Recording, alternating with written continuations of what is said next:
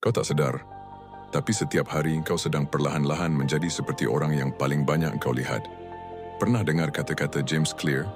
Beliau cakap, tabiat kita dibentuk oleh persekitaran kita dan orang sekeliling kita adalah sebahagian besar daripada persekitaran tu. Cuba fikirkan, kalau kau selalu lepak dengan orang yang boros, kau pun akan rasa biasa je bila duit cepat habis. Tapi, kalau kau dikelilingi oleh orang yang rajin dan bersemangat, kau mesti akan rasa bersalah bila kau mula jadi malas. Ingat, tak ada benda yang percuma dalam hidup ni. Setiap hubungan yang kita ada pun ada harganya. Harga tu sama ada kau diangkat naik oleh mereka atau kau jatuh perlahan-lahan tanpa kau sedar. Keluarga dan kawan-kawan kita tak semestinya sentiasa betul. Tapi kalau kau tak sedar pengaruh mereka terhadap kau, kau akan hidup mengikut rentak orang lain, bukan rentak hidup kau sendiri. Jadi, pilihlah circle kau macam kau pilih masa depan kau.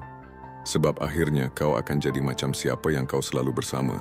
Kalau kau nak ubah hidup dengan lebih banyak konten berilmiah macam ni, jangan lupa follow, like dan share. Terima kasih.